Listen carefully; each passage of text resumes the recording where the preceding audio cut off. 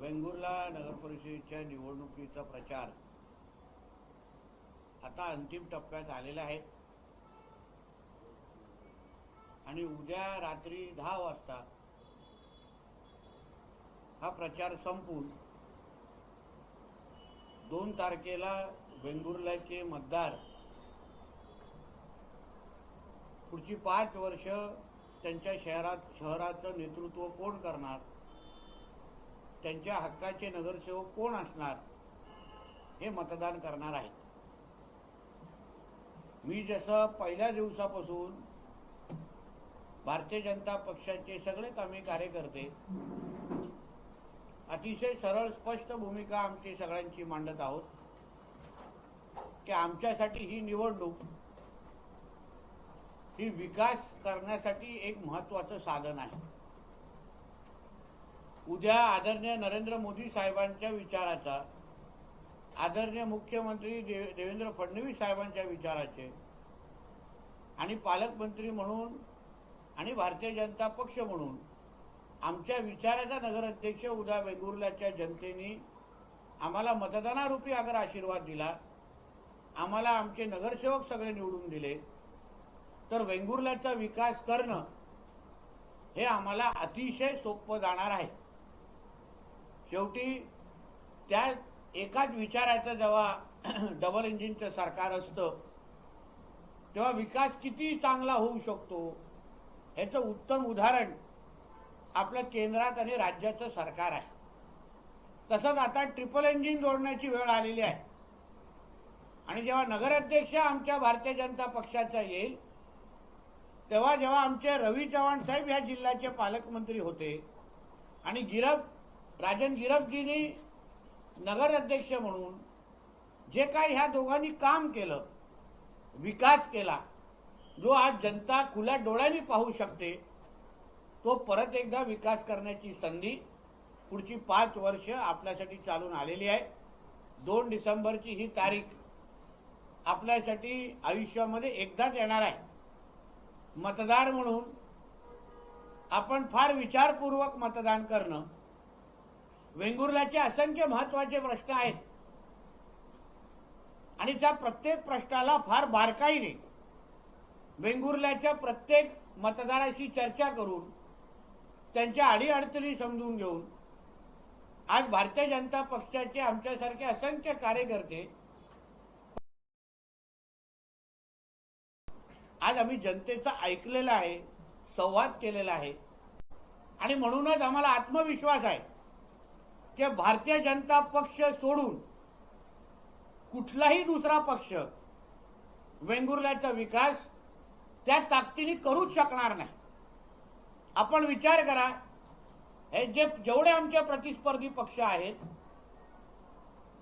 त्या कुठल्याही पक्षाच्या अगर नगराध्यक्ष निवडून आले, उदाहरण काँग्रेस पक्षाचा निवडून आला, तो पालकमंत्री मुख्यमंत्रींपर्यंत प्रधानमंत्रीपर्यंत जाऊ शकतो का? हक्काने निधी आणू शकतो का? हक्काने काय निधीची मागणी करू शकतो का? अन्य पक्षाचे नगराध्यक्ष अगर निवडून आले, उभाटाचा निवडून आला, तर तो आमच्याकडे येऊन संवाद साधून तुमच्या वेंगुर्ल्यासाठी निधी आणू शकतो का? आमच्या मित्र पक्षाचा शिवसेनेचा उमेदवार उभा आहे, त्या दिवशी उद्योग मंत्री आमच्या कणकोलीमध्ये आले, उदय सामंत, जे मूळ आपल्या वेंगुर्ल्याचे आहेत, त्यांनी तिथे काय उत्तर दिलं, त्यांनी काय सांगितलं की आम्हाला अगर निधी लागेल तर आम्ही पालकमंत्र्यांकडे निधी आणायला जाऊ। म्हणजे जिल्ह्याच्या पालकमंत्र्याकडे निधी असते आणि त्यांच्याच माध्यमातून तो सरकारचा प्रतिनिधी असतो आणि म्हणून त्याच्याच माध्यमातून निधी आम्हाला मिळू शकते अशी अगर शिंदे शिवसेनेचे नेते अगर म्हणत असतील तर मग थेट भारतीय जनता पक्षाच्या पालकमंत्र्याकडे, मुख्यमंत्र्याकडे, त्यांच्याच पक्षाला आपण मतदान का करत नाही, हा प्रश्न वेंगुर्ल्याच्या मतदारांनी स्वतःला विचारला पाहिजे, हा समजून घेतला पाहिजे. आज जेवढे त्यांचे आमचे मित्र पक्षाचे त्यांच्याबरोबर फिरणारे लोक आहेत, उदाहरण त्यांचे प्रचार प्रमुख आमचे मित्र सचिन वालावलकर आहेत, त्यांचे प्रचार प्रमुख आहेत, पण त्यापेक्षा त्यांना आम्ही आमचे प्रचार प्रमुख मानतो. ते माझ्या मंत्रालयाच्या कॅबिनमध्ये सर्वात जास्त वेळ घालवतात. आता 3 तारीख तुमची झाल्यानंतर 4 तारखेला माझ्याबरोबर चहा पिण्यासाठी माझ्या मंत्रालयाच्या कॅबिनमध्ये असतील. माझ्याकडून कामं सरकार पातळीचे करून घेतात. आज गवळीवाळाचा विषय त्यांना विचारा, कोणी सोडवला मंत्रालय मग कॅबिनेटमध्ये. तेव्हा दीपक केसरकरजी, मला आठवतं सावंतवाडीमध्ये एका बैठकीमध्ये होते, मंगळवारचा दिवस होता, आणि मी आणि आदरणीय बावनकुळे साहेब महसूल मंत्री म्हणून आम्ही तो कॅबिनेटमध्ये विषय सोडवला आणि तो मार्गी लावलेला आहे. सांगावं सचिन वालावलकरजींनी खोटं आहे का खरं आहे? त्यांचे असंख्य निवेदनं विचारा सचिन वालावलकरजींचे, किंवा माझ्या मंत्रालयाच्या कॅबिनचा सीसीटीव्ही तपासा.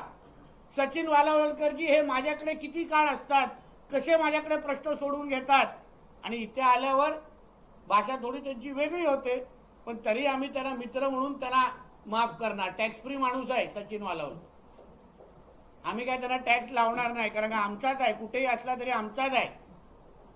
प्रत्येक निधी असो, परवानगी असो, आता पण ताजची परवानगी, ताजमध्ये जी शिरोडामध्ये ताज होते ते MCZMA ची मी आणली, आणि आज ताजचा मार्ग तिथे मोकळा झालेला आहे, कारण का अधिकार माझ्याकडे आहे. पालकमंत्री म्हणून अधिकार माझ्याकडे आहे. आदरणीय दीपक केसरकर साहेब पालकमंत्री राहिलेले आहेत, कॅबिनेट मंत्री राहिलेले आहेत, कॅबिनेटमध्ये त्यांनी काम केलेलं आहे. त्यांना चांगल्या पद्धतीने माहिती आहे की कॅबिनेट मंत्र्याला, पालकमंत्र्याला काय अधिकार असतात, हे चांगल्या पद्धतीने माहिती आहे त्यांना.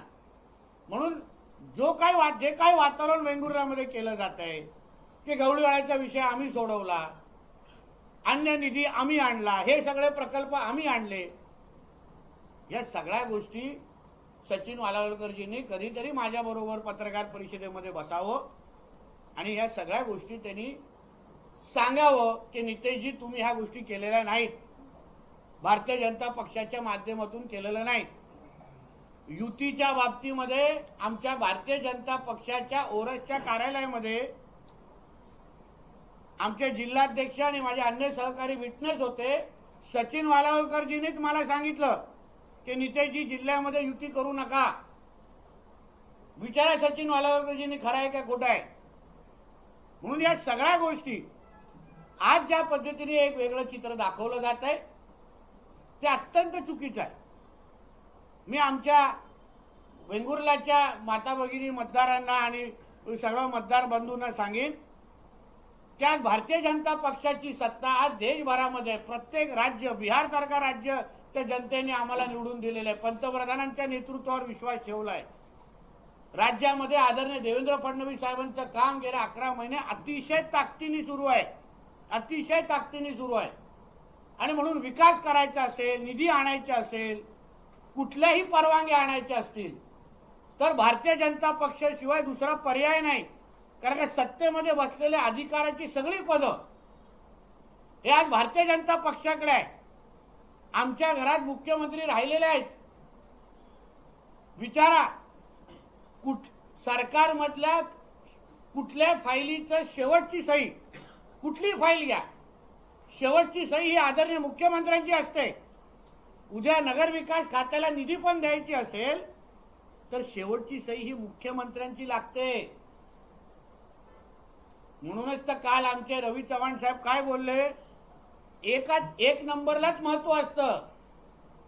आज 1 नंबरला आमचे आदरणीय देवेंद्र फडणवीस साहेब आहेत. उद्या नगर विकास खात्या अंतर्गत पण ह्या नगर पंचायतीला अगर निधी आणायची असेल तर त्याला शेवटची सही ही आदरणीय देवेंद्र फडणवीसांचीच लागणार मुख्यमंत्री म्हणून, दुसरा कोणाचीच लागणार नाही. म्हणून वेंगुर्ल्यातले कुठलेही महत्वाचे प्रश्न, कुठल्याही समस्या सोडवायची असेल, उदाहरण आमच्या बाजारपेठातला विषय, मी आज जिल्ह्याचा पालकमंत्री म्हणून मी बाजारपेठामध्ये असलेल्या माझ्या प्रत्येक व्यापारी बंधू भगिनींना मी आज ह्या पत्रकार परिषदेच्या निमित्ताने शब्द देतोय, रेकॉर्ड करून ठेवा, ही पत्रकार परिषद रेकॉर्ड करून ठेवा, की जे तुमच्यामध्ये जे गैरसमज पसरवलं जात आहे, जे सांगितलं जात आहे की राजन गिरपजी परत निवडून गेले तर रुंदीकरणाच्या नावाने आमचे दुकानाचं नुकसान होणार, मी माझ्या वेंगुर्ल्याच्या व्यापारी बंधू भगिनींना मी शब्द देतो या पत्रकार परिषदेच्या निमित्ताने की तुमच्या एकही इंच तुमच्या दुकानाचा रुंदीकरणाच्या नावाने करायला देणार नाही. रुंदीकरण हा विषय संपलेला आहे, बिलकुल रुंदीकरण होणार नाही. राजन गिरपजी त्या खुर्चीवर बसले असले तरी नगराध्यक्ष म्हणून नितेश राणे तिथे बसलेला एक लक्षात घ्या. मला मत देताय तुम्ही पालकमंत्र्यांना, तुमचं मत हे नगराध्यक्षाला आणि पालकमंत्र्याला पण जात आहे. माझी पण तेवढीच नैतिक जबाबदारी असेल की तुम्हाला दिलेला प्रत्येक शब्द पाळण्याचा. म्हणून बाजारपेठामध्ये व्यापाऱ्यांच्या इच्छेच्या विरुद्ध काहीच होणार नाही, हे मी आज अधोरेखित करून ठेवतोय तुम्हाला या पत्रकार परिषद निमित्ताने. काहीच होणार नाही. म्हणून कोणीही तुम्हाला गैरसमज पसरवत असेल तर त्याची कुठलीच चिंता करू नका. मी असेपर्यंत कुठल्याही व्यापाऱ्यांच्या विरोधात निर्णय घ्यायला देणार नाही. कुठलाही एकही रुंदीकरणाचं काम, तो विषय आता थांबलेला आहे. जे होईल व्यापाऱ्यांना विश्वासात घेतल्यानंतर चर्चा करू, मग नंतर बघू, पण रुंदीकरणाचा विषय संपलेला आहे.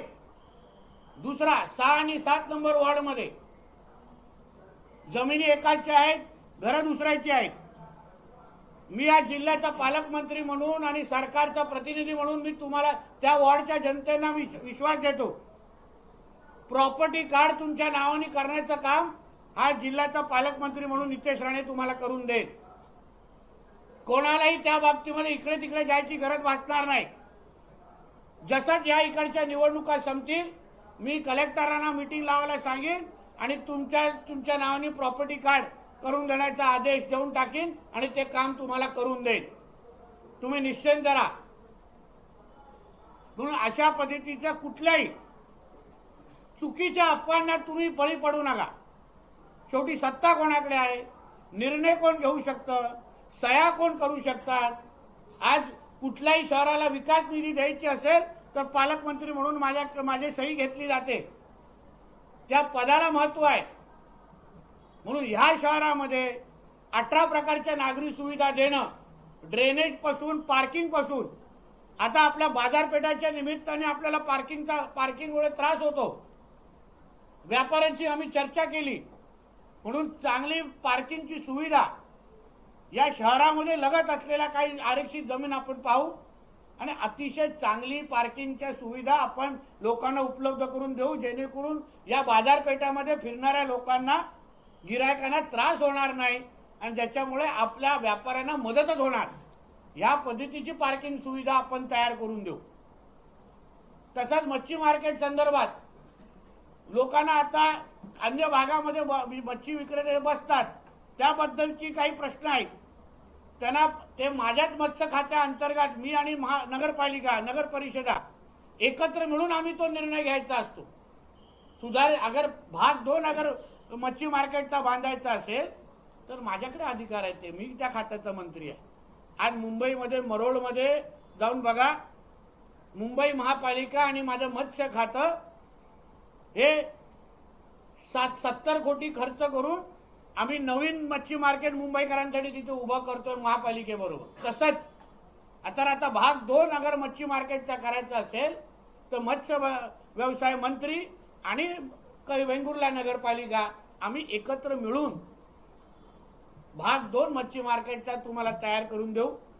तसंच जो काही तो झुलता पूल ज्याला म्हणतात, त्याच्या आजूबाजूला पर्यटन वाढवण्याच्या दृष्टिकोनातून तिथे पार्किंग आणि अन्य गोष्टी, ज्याचे सगळी ती आजूबाजूची जमीन ही महाराष्ट्र मेरीटाईम बोर्डकडे आहे.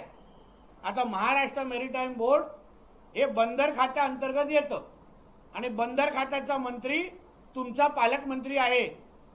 म्हणून जे जे तिथे व्यवसाय करणारे लोक आहेत, जे जे पोटापाण्यासाठी तिथे संघर्ष करणारे लोक आहेत, आमच्या वेंगुर्ला शहरामध्ये विकास आला पाहिजे, विकासाच्या आधारे रोजगार तयार झालं पाहिजे. त्या दृष्टिकोनातून जी पावलं बंदर खात्याच्या माध्यमातून पर्यटन वाढवण्यासाठी जे जे करता येईल त्या सगळ्याच्या सगळ्या परवानग्या, मग जमीन वापरण्याच्या असो किंवा पर्यटन व्यवसाय वाढवण्यासाठी असो, परवानग्या देण्याची जबाबदारी ही माझी असेल बंदर खात्याचा मंत्री म्हणून. हेही तुम्हाला मी इथे शब्द देतो. आता सगळा जो विकास झालेला आहे, म्हणजे चांगलं आपण आपलं नाट्यगृह बांधलं आहे, कचरा डेपोचा चांगला प्रकल्प बांधला आहे, पण बाजारपेठेच्या अवतीभोवती विकास दिसत नाही असं खूप माझ्या वेंगुर्लेकरांचं म्हणणं होतं. सगळा विकास नितेशजी थोडा शहराच्या एकतर्फी झालेला आहे आणि म्हणून समतोल विकास वेंगुर्ला शहर म्हणून सगळ्या भागामध्ये विकास पोचला पाहिजे, सगळ्या भागामध्ये आर्थिक समृद्धी आली पाहिजे. म्हणून त्या दृष्टिकोनातून बाजारपेठातला पण भाग, त्या अवतीभोवती आम्ही नवीन प्रकल्प कसे आणू शकतो हेही आमच्या नगराध्यक्ष आणि आमच्या टीमच्या माध्यमातून करण्याचा शब्द मी आपल्या ह्या पत्रकार परिषदेच्या माध्यमातून देतोय. आणि परत एकदा आपल्याला सांग, एवढ्या वर्षानंतर पण आज आरोग्यासाठी, उपचारासाठी आमच्या वेंगुर्ले वासियांना बांबोलीमला जायला लागतं, गोव्याला जायला लागतं. हा प्रश्न माझ्यासाठी निवडणुकीच्या पलीकडे, राजकारणाच्या पलीकडे मी माणुसकीच्या चष्म्यातून पाहणार आहे. कुठल्याही परिस्थितीमध्ये आमचे उपरुग्णालयामध्ये चांगल्यातले चांगले डॉक्टर देणं, तिथे सुविधा तपासणं, सुविधा तयार करणं आणि इथे एक चांगलं सुसज्ज असं आरोग्याची व्यवस्था उभी करणं, सेंट लुकच्या जागेवर चांगल्यातला चांगला प्रकल्प उभा करण्याचं काम, हॉस्पिटल उभं करण्याची जबाबदारी जसे मी त्याही दिवस घेतलेली आहे आणि आता त्याचा पुनरुच्चार करतो. पण ते करत असताना त्या जागेवर काही जे 30-40 लोक आज आहेत ते माझ्या आणि मनीष दळवींच्या संपर्कात आहे, त्यांनाही आधार कसा देऊ शकतो, त्यांनाही मदत कशी करू शकतो, जेणेकरून कोणाच्याच पोटावर आम्हाला लाथ मारायची नाही. आम्ही सरकारचे प्रतिनिधी आहोत. सरकार हे लोकांना आधार देणारं असतं, लोकांना उभं करणारं असतं, लोकांची सेवा करणारं असतं. आणि म्हणून आम्ही आदरणीय देवेंद्र फडणवीस साहेबांच्या वतीने, मी त्यांच्या मंत्रिमंडळातला एक मंत्री म्हणून, त्यांचा सहकारी म्हणून, भारतीय जनता पक्षाचा कार्यकर्ता म्हणून मी तुम्हाला विश्वास देतो. भारतीय जनता पक्ष हा विकासाच्या मार्गावर चालणारा सेवाभावी आमचा पक्ष आहे. आदरणीय पंतप्रधानपासून, मुख्यमंत्रीपासून ते नगराध्यक्षपासून ते पालकमंत्रीपर्यंत प्रत्येक पातळीवर लोकांची सेवा करणं आणि सेवेसाठी सत्ता वापरणं हा आमचा एक कलमी कार्यक्रम असल्यामुळे आम्ही तो निश्चित पद्धतीने या वेंगुर्ला शहराला चा भाग 2चा विकास, जसं भाग 1 मध्ये बऱ्यापैकी विकास करून आम्ही तुम्हाला दाखवलेला आहे, त्याच पद्धतीने भाग 2चा विकास आम्ही करण्यासाठी आम्ही सज्ज आहोत. वेंगुर्लाचा मला वाटतं 10 नंबरचा वॉर्ड ना, तो गावातला ज्याला म्हणतो, 10 नंबरचा जो भाग आहे, प्रभाग आहे वडकोळ आणि या भागात, आज तिथे गेल्यानंतर वाटत नाही की आम्ही वेंगुर्ल्यामध्ये आलेलो आहे. गाव वाटतो तो. त्यांना सुविधा नाही मिळालेल्या आहेत अजूनपर्यंत. आम्ही अतिशय 2 चांगले नगरसेवकचे उमेदवार तिथे दिलेले आहेत, सुहासजी आणि मराठे मॅडम, 3 नंबर. पण मी तुम्हाला आज विश्वास देतो, त्या गावात, त्या ग्रामीण भागातल्या लोकांना मी विश्वास देतो 3 नंबरच्या, की तुम्ही चिंता करू नका, सरकारचा प्रतिनिधी हा तुमचं काम करू शकतो. सरकारचे प्रतिनिधी तुमच्या घराघरामध्ये विकास आणू शकतो. तिथे अंगणवाडीचा विषय आहे, जिल्हा परिषदच्या शाळेचा विषय आहे, मुलांना शिकवण्यासाठी तिथे त्या दिवशी महिलांनी आम्हाला येऊन आमच्याकडे प्रश्न विचारला. आणि म्हणून ह्या सगळ्या गोष्टी प्रत्येक प्रभागामध्ये विकास पोचवण्याची जबाबदारी ही भारतीय जनता पक्ष म्हणून आमची आहे. प्रत्येक जिल्ह्याला एक उमेदचा मॉल, तालुकानिहाय एक तालुक्याला एक उमेदचा मॉल देण्याचा निर्णय आमच्या आदरणीय देवेंद्र फडणवीस साहेबांनी घेतलेला आहे.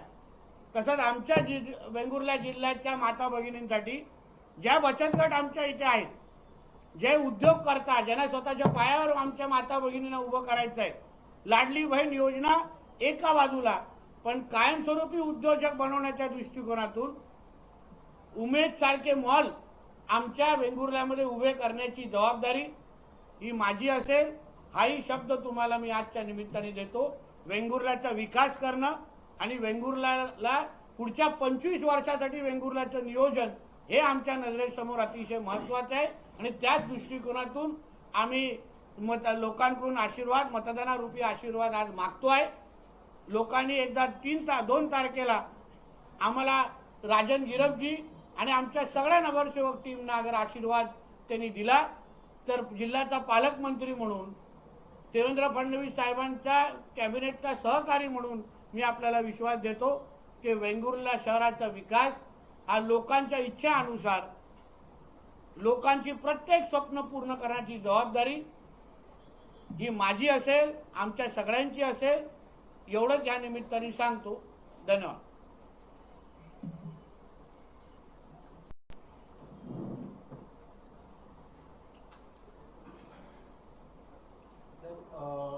जी 24 तासच्या टू द पॉइंट या कार्यक्रमामध्ये उपमुख्यमंत्री एकनाथ शिंदे होते, तर त्यांनी जो कणकवली पॅटर्न आलेला आहे त्याबाबत कानावर हात ठेवले. ते म्हणतात की अशी युती झालीच नाही.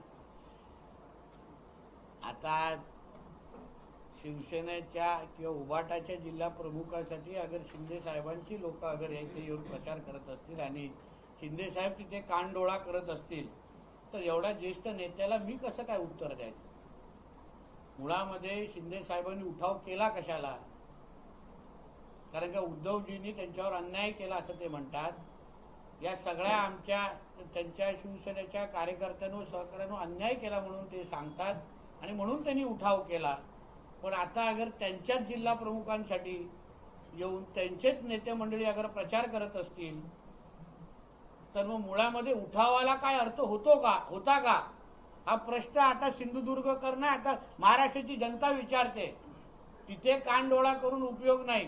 पण शेवटी कधीतरी या प्रश्नाचं उत्तर द्यायलाच लागेल की शिवसेनेच्या अधिकृत जिल्हा प्रमुख संदेश पारकरांसाठी शिंदे सेना का उतरली, शिंदे सेना का प्रचार करते, शिंदे सेनेचा एकही उमेदवार पॅनलमध्ये नसताना पण का उद्धवजींच्या उमेदवारासाठी त्यांना प्रचार करायसारखं वाटतं, याचं उत्तर कधी ना कधीतरी एकनाथ शिंदेजींना द्यायला लागेल.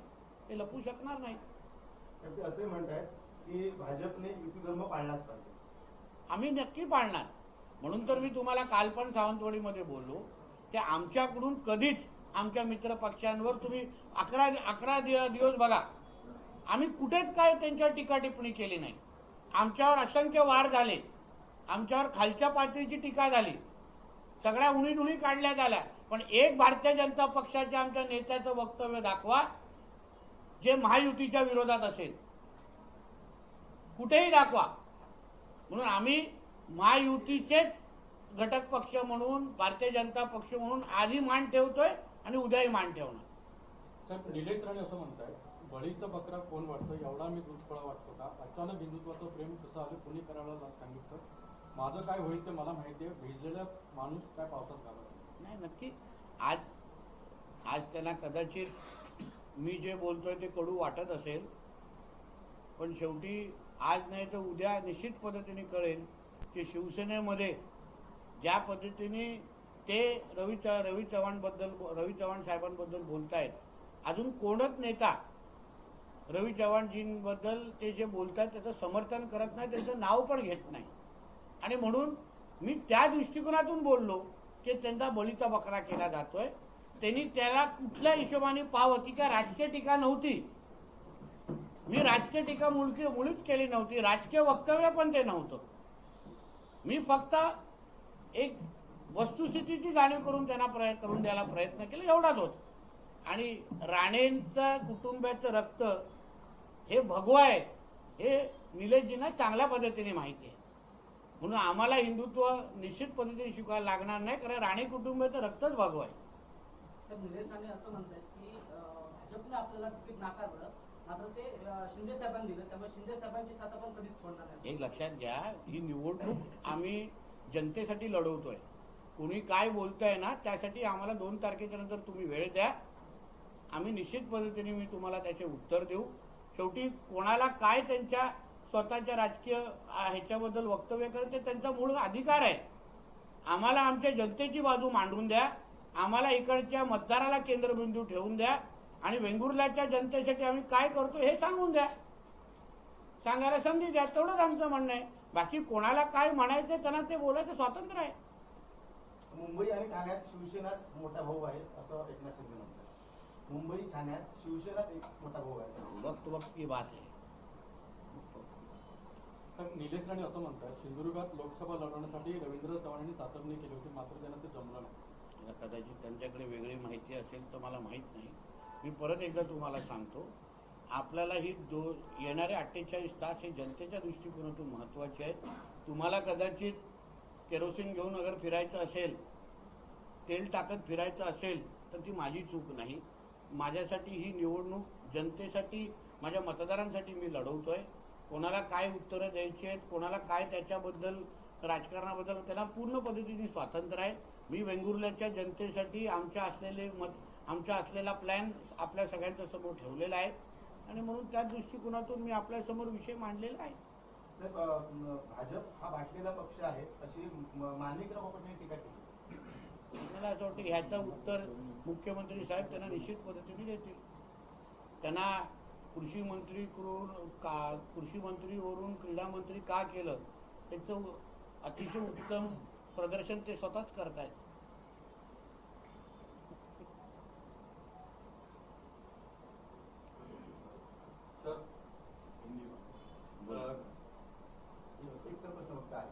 नगर परिषद निवडणुकीतून मविया गायब झाली आहे अशी टीका एकनाथ शिंदे करतात आणि त्याचबरोबर ते असं म्हणतात की दोन्ही भाऊ म्हणजे ठाकरे बंधू एकत्र जरी आले तरी सत्ता जी आहे ती महायुतीची येईल.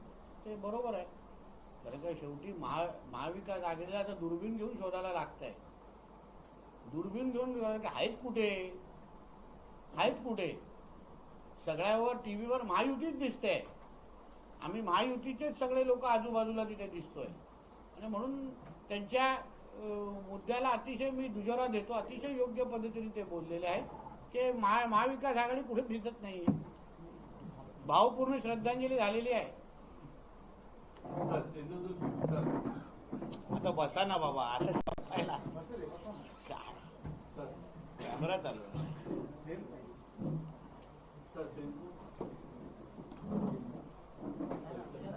सिंधुदुर्ग जिले के चारों निर्वाचन क्षेत्र में किस मुद्दे को अहम आप मानते हैं? विकास ही हमारा मूल मुद्दा है. विकास के ही मुद्दे पे भारतीय जनता पार्टी हमेशा अपना चुनाव लड़ती है. अपने संकल्प पत्र में दिया हुआ प्रत्येक वादा पूरा करने का काम अभी तक भारतीय जनता पार्टी ने हमेशा किया है. फिर वो लोकसभा हो, विधानसभा सभा हो या ये स्थानिक चुनाव हो, हमारे संकल्प पत्र ये लोगों का विश्वास देने के लिए और हम जो आगे 5 साल में जो काम करने वाले हैं वो उसका प्रदर्शन करने के लिए हमारे लिए वो महत्वपूर्ण होता है. इसलिए हमारे लिए चुनाव ये विकास करने के लिए एक महत्वपूर्ण साधन है और उसी के लिए हम ये चुनाव लड़ते हैं.